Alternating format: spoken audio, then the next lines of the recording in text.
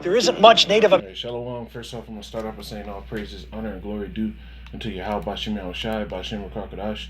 That's all praises to who the world ignorantly calls God, whose true name in the Hebrew is Yahweh for the Heavenly Father, Yahushai, being the only name of the only begotten Son. I also want to say double honors to the elders and apostles of Great Millstone, and peace and mercy to the hopeful elect preachers, word and truth and sincerity. I'm the brother Tazabah in a Great Millstone, Arizona camp, Lower Will, with another video to edify and condemn this damn devil, the so-called white man. Now I'm gonna play this video, and I'm gonna play a second video to show you this is Esau's mindset. This is what he really believes in.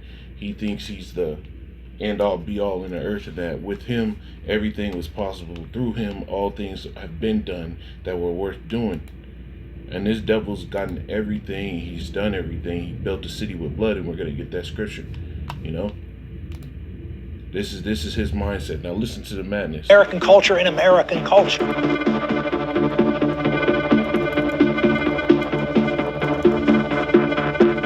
We came here and created a blank slate. We birthed a nation from nothing. I mean, there's nothing here. I mean, yes, we have Native Americans, but candidly, that there isn't much Native American culture in American culture. It was born of the people who came here pursuing religious liberty to practice their faith, to live as they ought to live. I don't know of any other country in the world that was settled predominantly by people who were coming to practice their faith. So he calls what Esau did as settling. No, it was rape or robbery and murder, and this is the white man's mindset. Now, I got to pull up another video because here it is. This stuff brought to mind the stuff with Pompeo, right? Read this. We're giving away our $50 shoulder holster for free. You just pay the shipping. No hidden charges, no recurring fees.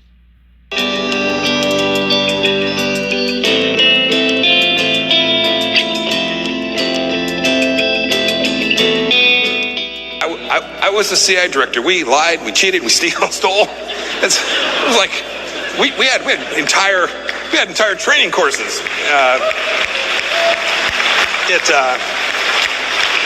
It reminds you of the glory of the American experiment. Right. See, this is what his MO is. It's John 10:10. It's just a thief cometh not, but for to steal and to kill and to destroy. I'm come that they might have life, that they may have it more abundantly. So these two devils that I played, right, going into Mike Pompeo and this dude Rick. There isn't much Native. They're both of their mindsets is what they did was their God-given right. This is manifest destiny, man. What happened to you natives and all that, so-called Native American Indians, you so-called Latinos, that was 100%. That was 100% justified in his eyes, right? So peep this. This is and he tried to say that what they did, there was nothing wrong with it. Now, here it is. He tried to discredit the impact that Israelites had on them being able to be in this country. Now, peep this.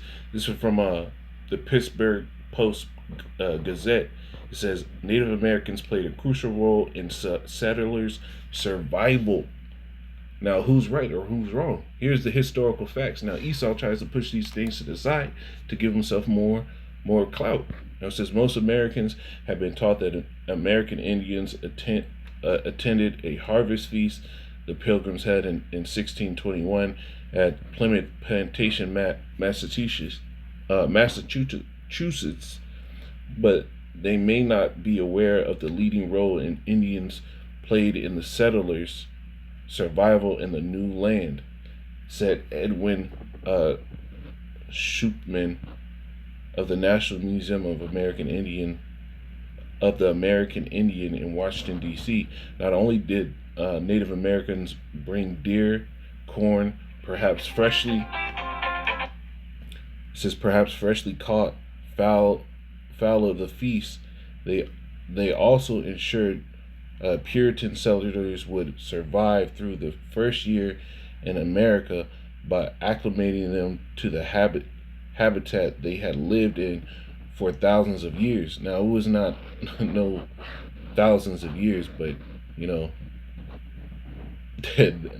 nonetheless, they're the ones that gave them the know-how and the ability to survive. So look, I'm gonna jump down. It says the what Wampagoa Paga, I don't know how to say it, who lived in the area, taught the pilgrims how to smoke and dry indigenous meats and fish, and how to plant the three sisters corn, beans, and squash, and the mounds fertilized with fish and blessed by powdered tobacco, which is also a natural insect repellent, said Kenora two two two feather Tigri, a cultural practitioner and educator for the Chippewa. You see, so this devil tries to say American culture doesn't have much to do with the Native Americans. Well, it has everything to do. This entire culture, this entire town.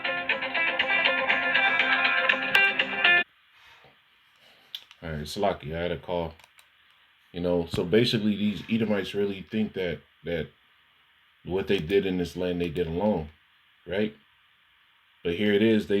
Jake taught them how to survive, just like we taught them how to wash their asses when they came out them caves, right? This is Jeremiah 10:16. It says, "The portion of Jacob is not like them, for he is the former of all things, and Israel is the rod of his inheritance. Yahweh hosts is his name." So Jake formed everything. Jake is the one that put down the foundation for anything to actually be moving. All advancements in this country were all due to Jake, the so called Negro, Hispanic, and Native American. It's all due to their ingenuity. And you Edomites just came behind to put a patent on it, change the history to take all the credit. And this has been your MO from the beginning, right? Now, this devil really believes in his heart of hearts that he did all these things and the Lord was just with him. He thought that everything that happened was on him. This is Isaiah 10 and 10 and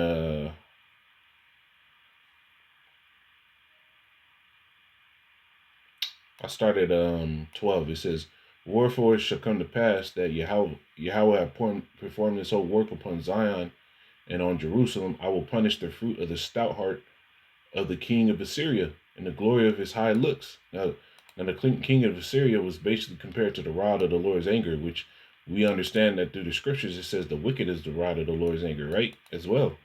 So the Assyrian can be, compared to the same thing, so to the wicked. So the Esau is the so-called wicked.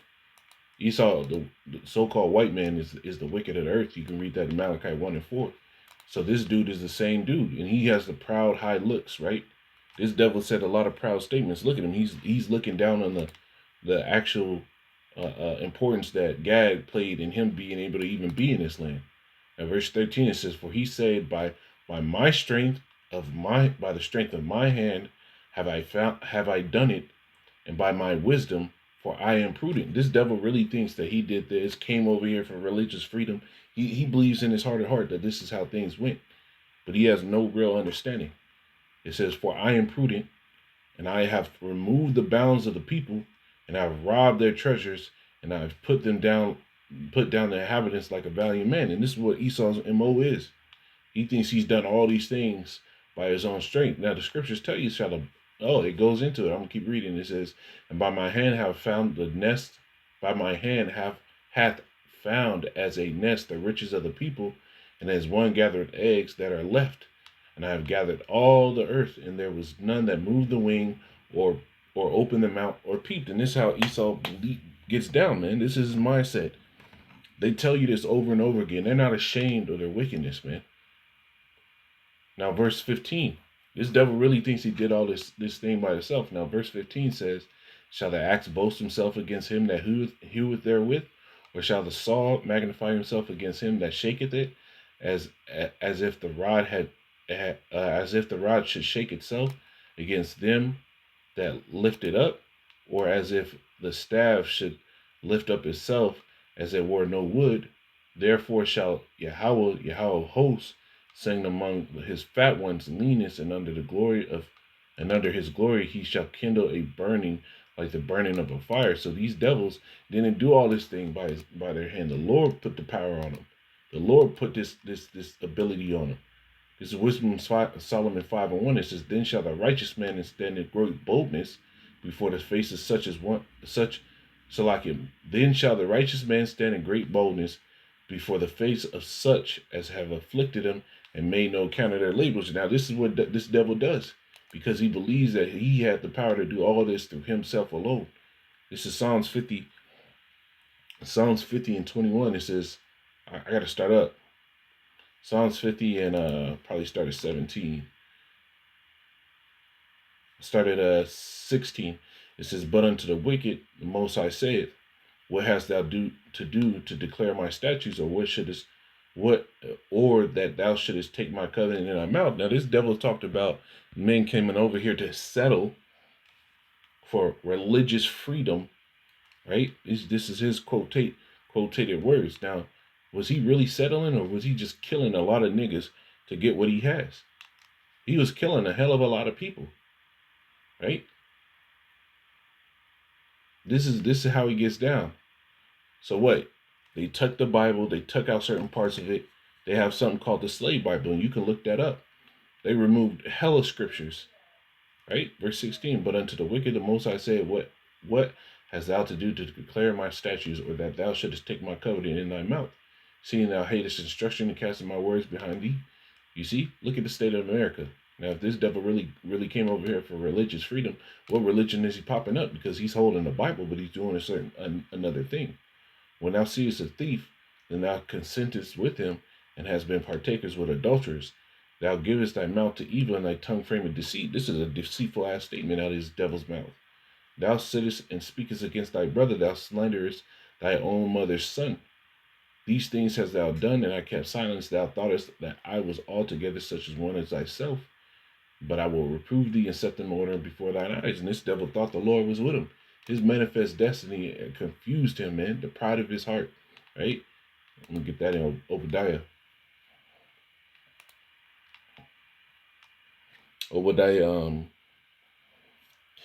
Obadiah, verse 2, it says, "Behold, I have made thee small among the heathen, thou art greatly despised." Now, if you go to verse 1, it says, "The vision of Obadiah, thus say Yahweh, power concerning Edom," which is the so-called white race, the Caucasians. "You have heard a rumor from Yahweh, and an ambassador is sent among the heathen. Arise ye, and let us rise up against her in battle." I'm going to jump down to verse 3. It says, "The pride of thy heart hath deceived thee." So Esau has a very proud heart, a very prideful mindset of himself. He's narcissistic, right? It says, "Thou that dwellest in the clefts of the rock, whose habitation is high, that saith in his heart, Who shall bring me down to the ground?" Now this devil exalts himself to that high state.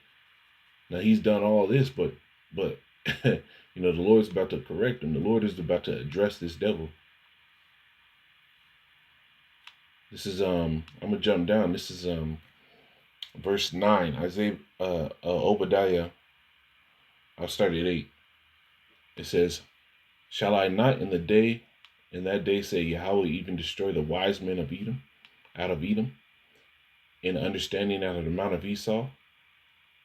And thy men, O Teman, shall be dismayed to the end that every one of the mount of Esau may be cut off by slaughter." And this is what the Lord's going to do. Everybody of the house of Esau, the so-called Caucasian of today, is going to be cut off by slaughter, and it's going to be through the power of Yahweh Bashem Yahushua.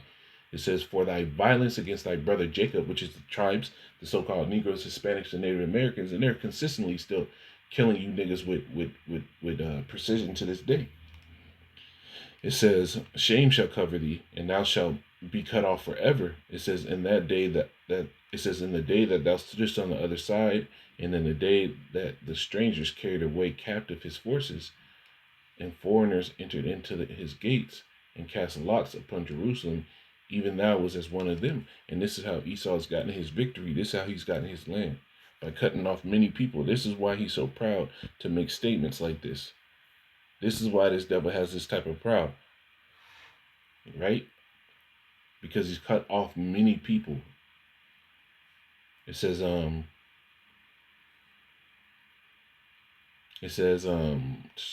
the day that strangers carried away of captives and foreigners entered into his gate and cast lots upon Jerusalem, even thou was as one as them. It says, but thou shouldest not have looked on the day of thy brother in the day that he became a stranger, neither shouldest thou have rejoiced over the children of Judah in the day of their destruction, neither shouldest thou have spoken proudly in the day of distress. Thou shouldest have not entered into the gate of my people in the day that their calamity. Yeah, thou shouldest not have looked on their affliction in the day of their calamity, nor have laid hands on their substance in the day of their calamity. Neither shouldest thou have stood in the crossway to cut off those that did escape. Neither shouldest thou have delivered up those of his that did remain in the day of distress. For the day of Yahweh is near upon all the heathen. As thou hast done, it shall be done unto thee. Thy reward shall return upon thy own head. And this is what the Lord's getting prepared to happen. This reward, you feeling so good and so confident that the Lord gave you this land and you were able to possess it, just as you possessed your land. We're going to do this. What the Lord is going to do through his people, putting you damn devils in subjection, is going to be all out righteousness, man.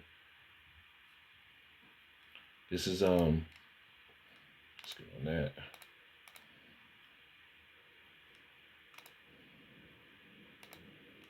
This is Habakkuk chapter 2, verse,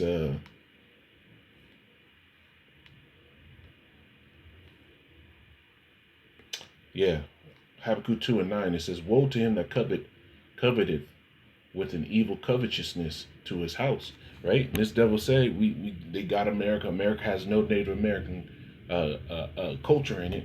Why do you think that is? Because you devils beat all that culture out of them. You pushed them to the most undesirable lands. When they cultivated those lands, you pushed them to more undesirable lands.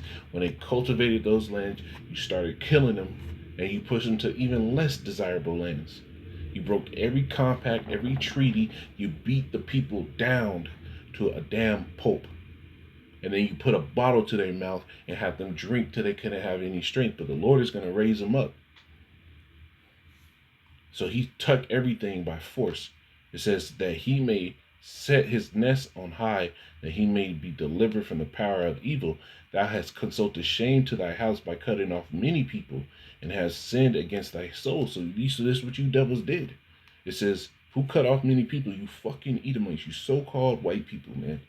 For the stone shall cry out of the wall, and the beam out of the timber shall answer it. Meaning the foundation of this place is going to show a witness against you, man. Woe to him that buildeth a town with blood and established a city by iniquity. And that's what you devils did. You built America through blood, and you established it through unrighteous decrees, man. So the Lord said, woe to you, destruction. Behold, his is not the day of Yahweh of hosts, that the people should labor in the very fire, and the people should weary themselves for very vanity. I'm gonna kill it there, man.